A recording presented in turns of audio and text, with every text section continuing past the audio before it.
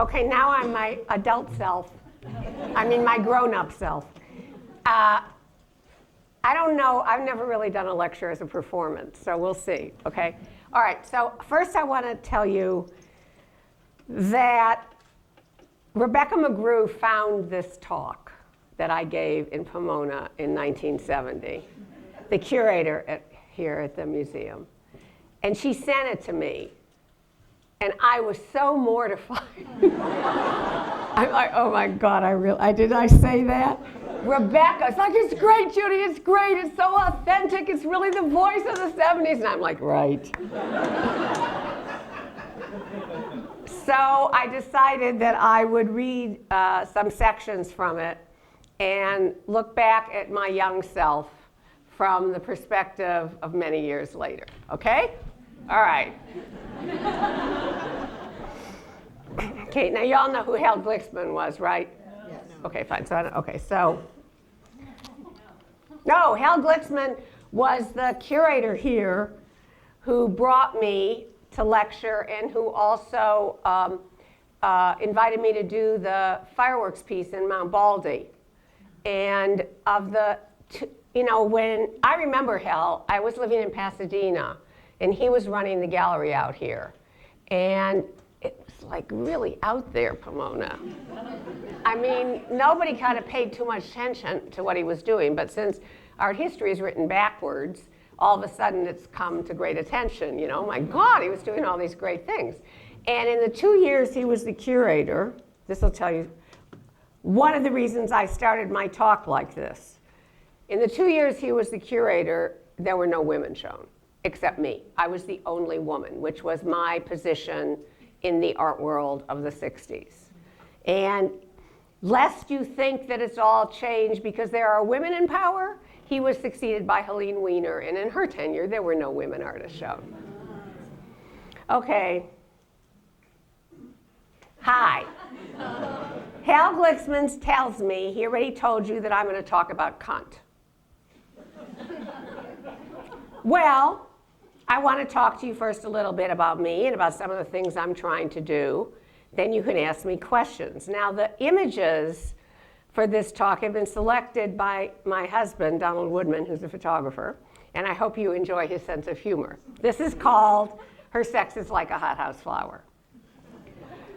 Okay, why would I start a talk like that? Well, oh wait, I have to go over here. Why would I start a talk like that? Well, I was really pissed off, about the fact that I used to hang out with all the male artists and they used to call each other cunts all the time. That was like the biggest put down, right? Oh, you're a cunt, shut up, you cunt. I used to listen to them at Barney's Beanery. Well, what do you do if you have one?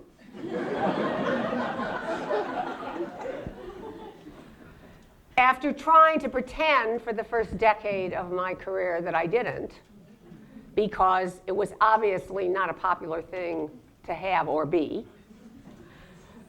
I had gotten fed up. And I decided that I was going to face head on this thing that I kept running into in the art world, which was my gender. I was told you can't be a woman and an artist too. The guys wouldn't look at my work because I was a woman. Irving Blum came to my studio to see my domes, and he said, and this is with me trying not to reveal anything about my gender in my work, the Venus of Willendorf. And he declined to show my work at Ferris. So I thought, okay, I can't be somebody I'm not, and I'm going to stop pretending to be somebody I'm not. And I'm going to explore what it means to be a woman. And so when I said I'm going to talk about cunt, what I meant is not in the sexual terms or issues as much as in a metaphysical way. Like, what does it mean to have a cunt? What does it mean historically? What has it meant? What does it mean physically? How does it shape one's life? And from that point, I started down the path of exploring what it means to be a woman in my work. Okay, can I have the next? Okay. I was brought up with the idea that I could do what I wanted. At the time, I didn't understand that was a fairly radical way of bringing a kid up, especially a girl. But as I became an adult, I discovered that it was pretty far out. As I often say, my parents believed in equal rights for women. That's the good news. The bad news is they didn't bother to tell me that there were a lot of people in the world who didn't agree. That's why I didn't really understand that I was going to encounter problems. Well, at least until I got to college. There were some problems that I encountered when I was growing up, but I didn't understand that they had anything to do with the fact that I was a girl. I just didn't think in those terms because I was raised to believe I could do what I wanted and be who I wanted until I was in college. Now, at that time, a lot of girls understood what I was saying because they had the same experience I did. I never encountered anyone saying anything to me overtly about the fact that I couldn't do something, or my ideas weren't valid, or my thoughts weren't important. It just never penetrated my consciousness until once when I was arguing with some guy about Hamlet. He proceeded to tell me that my ideas were obviously wrong, not because they were incorrect, but because I was a girl and didn't know what I was talking about. I was shocked. I mean, really shocked. I really didn't know how to cope with it at the time. I got outraged. But what happened was those things started to happen a lot. For a while, it didn't affect me because I had all those years of my childhood behind me of being able to do what I wanted. Okay, the image on the left is a very famous image. The guy over there who's acting as my manager was a gallery dealer named Jack Glenn, where I was having a big exhibition. And he had this idea of having me pose as a boxer as a takeoff of on all the guys and their constant posturing in their ads and posters and announcements, okay? So I thought it was pretty funny because contrary to public opinion, I'm actually not very confrontational. In fact, I'm sort of a wuss. Donald always says, my husband, he's the enforcer because I'm a chicken. So I thought it was funny. You know, it was a takeoff. It's not who I was. Everybody knew it wasn't who I was. But this is like how mythology happens, of course. At that time, Art Forum was here. And Phil Leader was the editor, and he had started a section on politics in the magazine, and he really liked the announcement. And he tried to get Jack Glenn to pay $700 to print it as a full-page ad, and Jack wouldn't spend the money. And so Phil Leader ran it anyway. And for years, when I went around the country, I'd meet male artists, and they'd say, do you want a box? Now, the thing is that it did coincide with a moment in history which has something to do with its mythology, because a lot of mythology has to do with timing. And that is that it was the moment when women artists around the country, not just me, were getting fed up. Okay, so my question in terms of the paragraph I just read is, has the situation changed or not in terms of how young women are treated? Who wants to answer it in the audience? No, it hasn't changed? Some. It's, huh? Kind of the same. Kind of the same. Oh. Contemporary take. Right. Right, it's a contemporary take. Nobody would say, they wouldn't be quite so overt now to say you couldn't be a woman and an artist too. They just not like your work. Or you wouldn't get the rewards. Or you'd have a show and nothing happens. That was a lot of my experience. I have shows. You know, people are talking now about how much recognition I'm getting now. Well, it's not my first time I'm getting recognition. It's not just about recognition. It's about whether or not the art system is prepared to support women and artists of color in the same way they've supported white male artists. I would watch, in fact, I'm watching it now. Like, a lot of my contemporaries whose careers had been eclipsed are being brought out through Pacific Standard Time, brought back. And they're getting exhibitions. I ran into a museum director from Georgia who was down here going to see several of the male artists, inviting them to have shows, wanting to buy their work. None of that has happened for me yet. So the question is, has it changed? We'll see.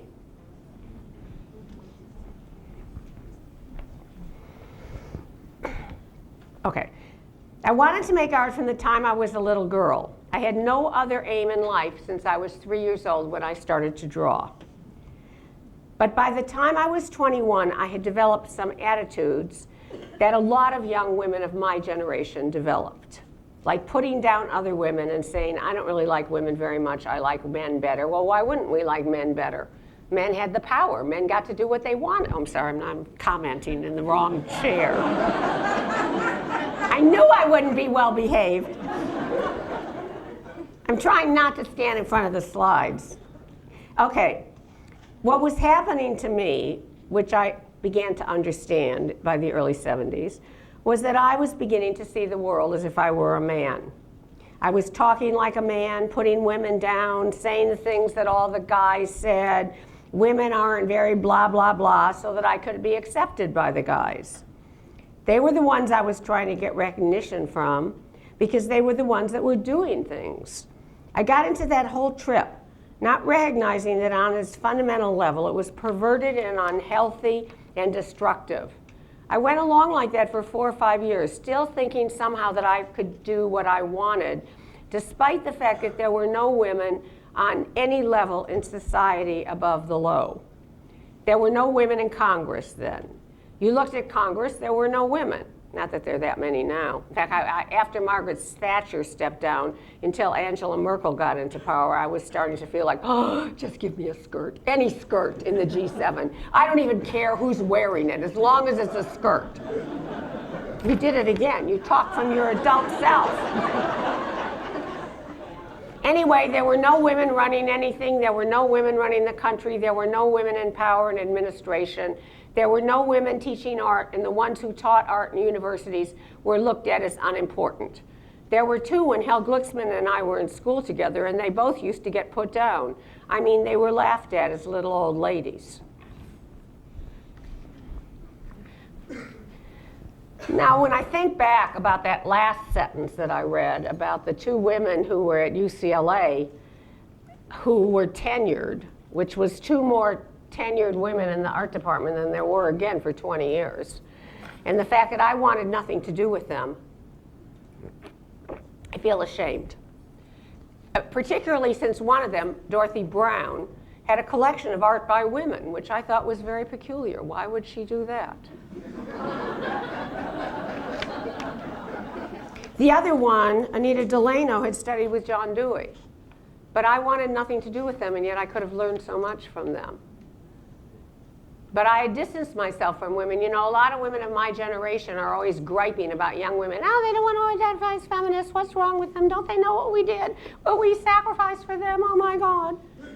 I'm like, excuse me, I remember myself when I was young. You know, if I complained about the fact that I was being treated badly because I was a woman, because I had some proto-feminist consciousness, people would say to me, what are you, some kind of suffragette? I'd go, oh my God, no, no, no, not me. Did I want to be identified with all those biddies? No.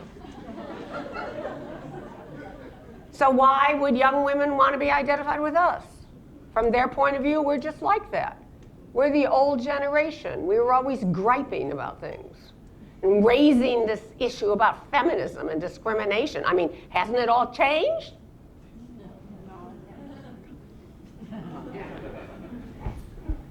Okay.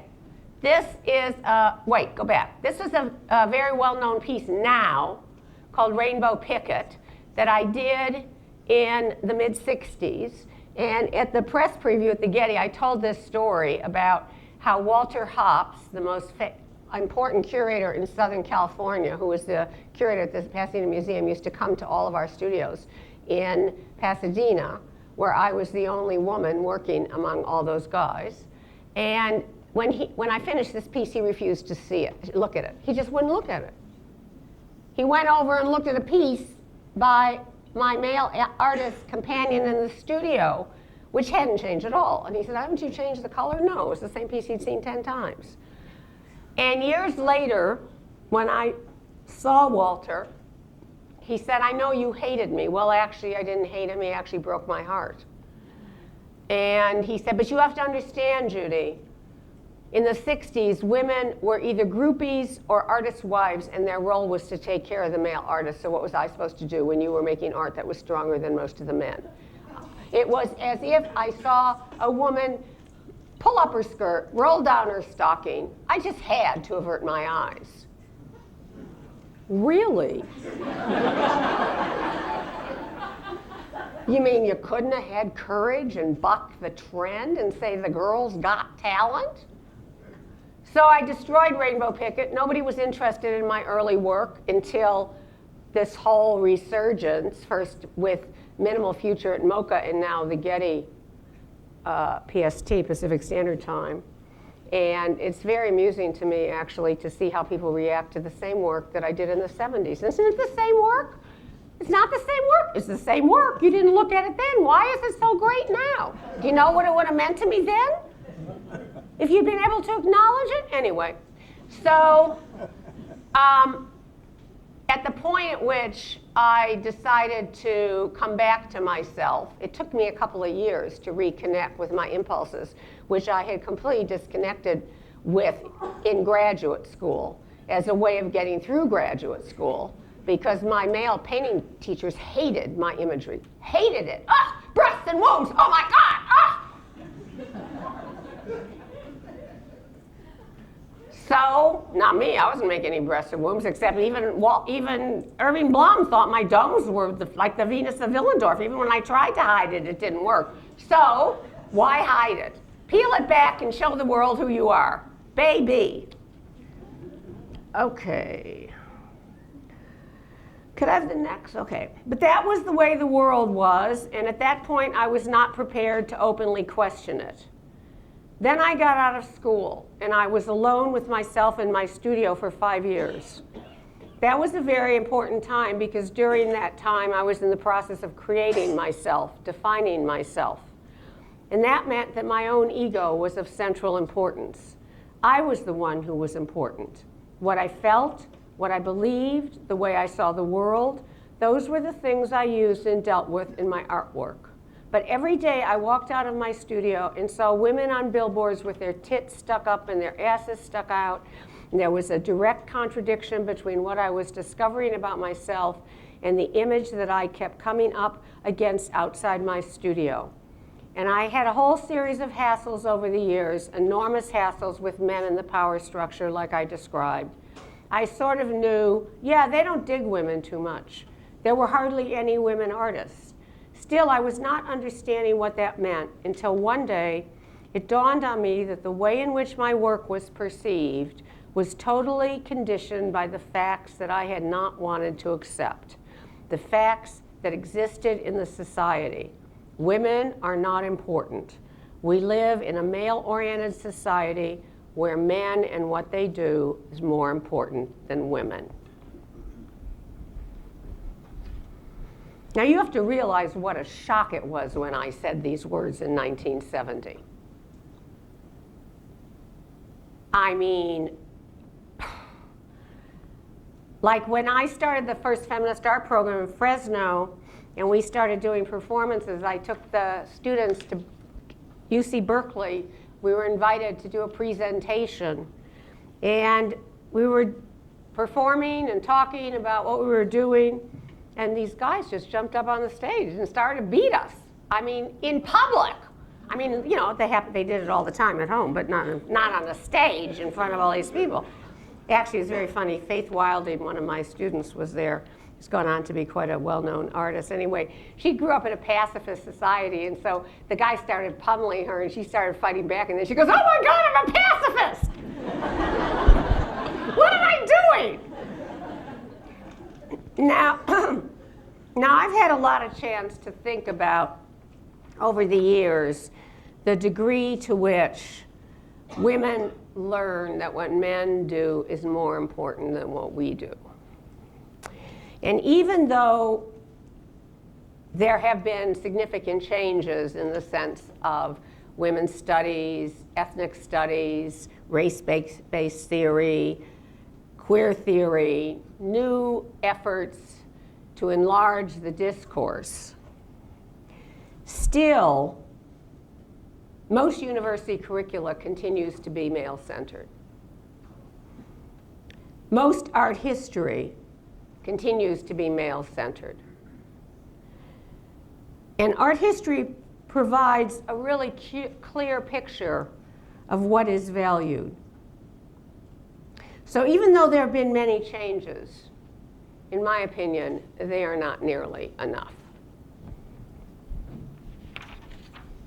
Oh, the art.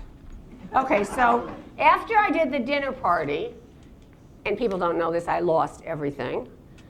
Falls into the category of no good deed goes unpunished. People thought I was cleaning up all the way to the bank. Hardly. I'm a moneymaker for museums. As the dinner party toured, it made a fortune for everybody else but me. And I had to start all over again. I wanted to do images on the subject of birth. The only thing I had was this unbelievable outpouring of letters from people as the dinner party toured, saying if I ever wanted to do another project, they wanted to work with me. And a lot of those people were needle workers, which was very fortuitous because I wanted to work on the subject of birth. I had done an image of birth and the back of the Mary Wollstonecraft runner in the dinner party, depicting Mary Wollstonecraft dying from childbed fever 2 months after giving birth to her daughter, Mary, who grew up to be Mary Shelley. And the image was very raw when I did the drawing. But this combination of needle techniques transformed the image, and I realized if I wanted to deal with a subject as raw as birth, especially at a time when there were very few female-centered images of birth in Western art, was before Frida Kahlo's images had come into the canon. And also, during the dinner party, don't even ask me where this came from, because I can neither sew nor stitch, but I discovered that I have an unaccountable ability to design for needlework. So I wanted to do a project using needlework, exploring the subject of birth, and introducing images into the culture that affirmed women's experiences. I used to quip, if men had babies, there'd be thousands of images of the crowning. Okay, and then while I was working on the birth project, I got interested in the gender construct of masculinity. And it was interesting. I often go to the library when I start a project to see what's been written about subjects I've developed an interest in, what art has been made on those subjects. And of course, this was before gender studies, it was before queer theory. And if you looked up the subject of gender, the only thing that came up was writing on women, as if we're the only ones with gender. The guys get off the hook. They're universal and we're a gender. No, not. Anyway, so I did this big series called Power Play. Paintings, drawings, sculptures, reliefs, weavings, cast paper pieces. It's the only body of art I've ever done that was met with silence. And silence is a form of censorship. And I'll tell you where else there's a silence right now. I don't know if anybody else has noticed this. But this week in the New York Times Sunday, there was silence about the opening weekend of Pacific Standard Time. It's not the same to do reviews, to not acknowledge that something happened on the West Coast worthy of devoting the arts and leisure section to, talks about the ways in which power is wielded to marginalize whatever the mainstream does not want to deal with.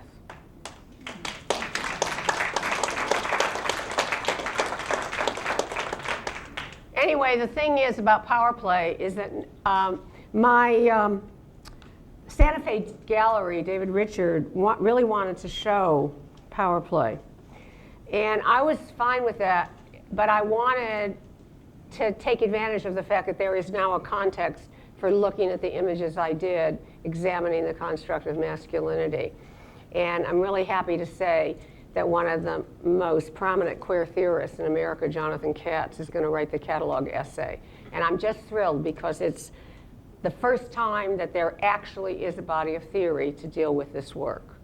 And then it's going to my New York gallery. So I'm excited about that. If you live long enough, you never know what's going to happen. Okay, so how does the fact that what women do is less important than what men do affects me? How does that affect me? Well, if I'm not important and my feelings aren't important, then how can the art I make be important? If it's only important to write about war and not important to write about childbirth, then how can I write about my experience in life, even if I haven't given birth? Actually, when I was working on the birth project, people used to say to me, how can you make images of birth if you haven't had babies? And I said, you didn't have to be crucified to paint pictures of the crucifixion, now did you?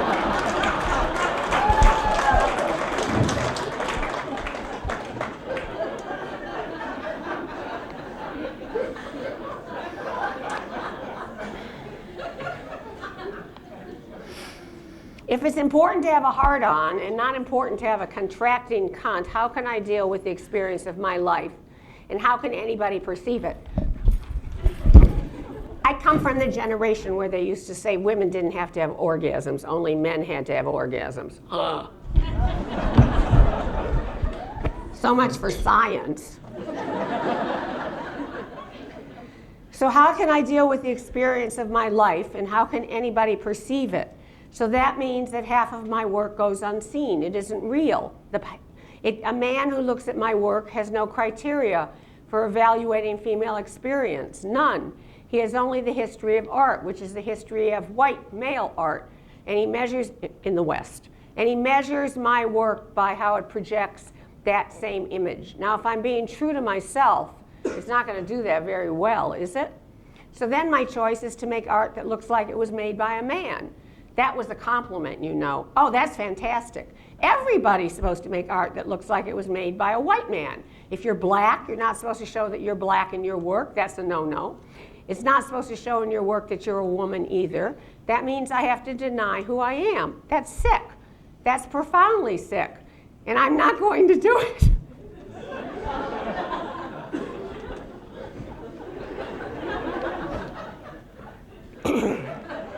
However, I understand that for me to be perceived means that what must exist is a power structure of women who evaluate each other's perceptions, ideas, and revelations. It's girls who have to measure my experience, not boys.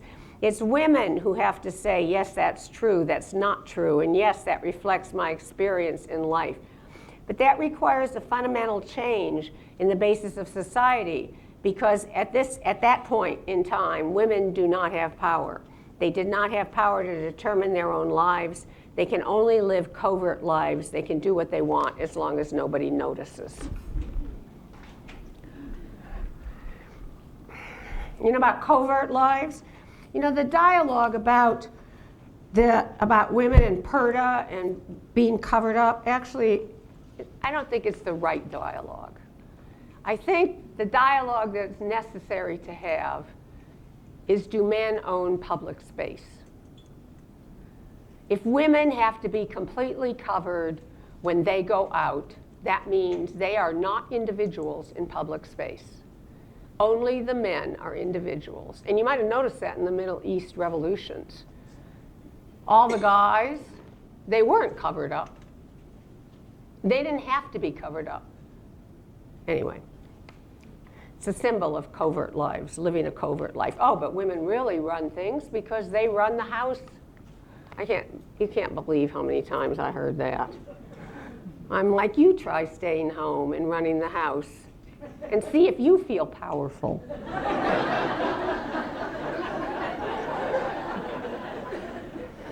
Okay, so I wrote the Cock and Cunt play when I was in Fresno with the Feminist art program. And there was a lot of, I already told you about the mythology about sex and women having no sexual desire. Oh, and then the feminist theorists 20 years later go, desire is a male thing. I'm like, really? What about me? How did they got that idea? I mean, not only men are misguided, believe me. That's something I learned as I got older. That was a revelation to me. It was like discovering that institutions are not bureaucratic just because they're run by men. The women's building got bureaucratic, even if it was my own institution. I'm like, how did this happen? Women get bureaucratic too. Anyway, so the Cock and Cunt play was very, very useful in the Fresno program in the sense that I was dealing, one of the things that I felt strongly about when I started working with young women who wanted to be artists, or they said they wanted to be artists. I mean, I thought if I interviewed them and selected those who said they wanted to be artists, I would have a running start. It was only later I realized that, they could have said, I want to go to the moon. I mean, what it meant to be a professional artist was so outside of their mindset, Anyway, but I had gone to school with a lot of young women who had, there were more girls than boys in undergraduate school, and probably pretty much 50-50 in graduate school. But somehow in professional practice, a lot of those women got weeded out. And I had noticed that a lot of those women, got swept up into doing what Irving Blum said was a woman's role, taking care of the male artists. And they acceded to them, and I was just talking about how I had developed my own sense of self and individuality and identity in my studio in the first 5 years of my struggle. And including, I used to make these pieces, these rearrangeable pieces. And I realized that, one of the reasons I was making rearrangeable pieces was because I'd been brought up to rearrange my life around male needs. And so I began to look at the way in which the artist's ego is antithetical to what we used to call female role, and now it's called the construct of femininity. So I needed to help my students develop their sense of self, their assertive self. They were very good relationally, they were very good empathically, but they weren't so good assertively. So that's where the Cock and Cunt play came in really handy, because when they had to play the male role, they came up right against their own fear of doing that, of asserting themselves. And then when I used performances also, we developed performances and also for actual performance in exhibitions and at Woman House. I'll never forget. Is it too long ago so you don't know who Maurice Tuckman was? No.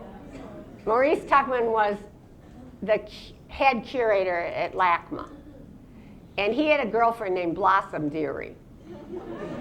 And in Woman House, the performance space was in the living room. It was in the center, and everybody sat around on the floor in a circle.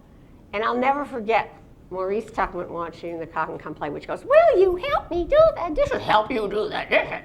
Anyway, he was getting really agitated, and he started squeezing her thigh in rhythm to the play.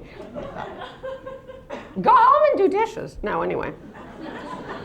One of the things I've been interested in from very early in my career is images of female sexual agency, of which there are very few, actually. And even when I first got out of graduate school, I locked myself in my studio for 2 for a month, and I just tried to fashion images of like an active male sexuality and an active female sexuality. And it's easy. There are images going back to Greek times of the flying male phallus, and art grows on art. And even if you think about George O'Keeffe's incredibly sensual flowers, they're still inert and passive. So I wanted to try and find a way to change that. And so I've done over the years many images. This particular image comes from a series based on a recent translation of the Song of Songs that combines heliorelief and lithography. And actually some of the language of the Song of Songs is just the most erotic language in the world. And that's a mandrake, believe it or not, it actually looks like that. Okay. Yes, okay. Okay, let me talk a little about my particular plans. Now, this is 1970, right when I'm about to go to Fresno and embark on this really radical feminist art program, which I didn't understand was so radical when I was young. It was a good thing. Oh, I'm doing it again. Be quiet, old lady. Okay, let me talk a little about how I see the situation of women in relationship to the rest of the revolutions that are taking place in society. This was in the early 70s. I think there's a fundamental problem in our society. It's the problem between the sexes. I think that's before we didn't use the word gender then. I think that all the issues of racism, pollution of the landscape, rape of the natural resources, and lack of respect for other species are tied up and linked directly to the fact that the whole basis of our society is non-egalitarian. Oh, Judy, you're such an essentialist. That is, in order for a man to be able to not perceive the humanity of his own sister or his own wife, to be able to use her as a sexual object, demand that she do work that he is unable, unwilling, and absolutely would flip out if he was asked to do, a man must be cut off from the well springs of his own feelings. Once he is cut off from those well springs, once he can deny the humanity of his own wife or partner, it's easy to deny the humanity of a black person or of a Vietnamese. As long as we have revolutions that are just a change of power from one set of hands to another, we're going to keep on having the same shit we have. Well, that's for sure. Oh, I know, I was going after Dr. Spock. It's ludicrous to see Dr. Spock marching for the self-determination of the Vietnamese while writing articles saying that it's women's duty and actually that their fundamental happiness is derived from having babies and staying home. Well, having babies and staying home is a wonderful part of life. Not that I know about that. But that's what it is. It's a very small part of life. For a woman, there is much more in the world than being with a man. There are so many other things in the world. It's unbelievable. To try and force yourself into this little narrow confine will just fuck up your whole being. At any rate, I find it ludicrous that the leaders of the revolution demand that the women make the coffee while they write manifestos. But people don't even recognize what's going on. They just make these assumptions.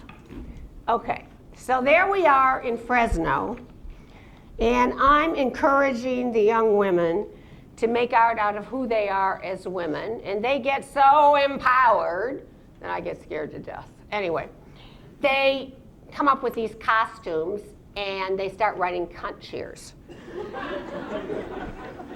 So I used to invite people to come to the studio. I invited a very famous then feminist theorist named T. Grace Atkinson to visit us, and to lecture at Fresno State. So we go to meet her at the airport with the cunt leaders. So she's getting off the plane just at the same time as a whole group of Shriners. Undeterred, the girls go, see you, see you, see you, and I'm like, oh.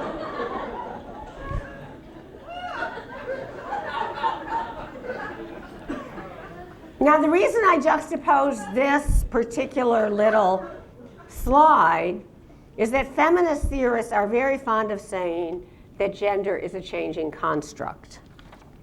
That may be true theoretically, but in terms of most women's lives, it's not. As reflected by the fact that many young women artists are taking up the same themes of the 70s. Like this woman, Carrie Reichardt, as super vag. This is like now. Why would a young woman in England, home of the anti-essentialist movement, dress herself up this way? Or why would young women start knitting vaginas, which they're also doing in England? Because for them, the cunt is the same kind of impediment it was for me when I was young. And like me, they want to overcome that, and they want to be proud of who they are. Thank you very much.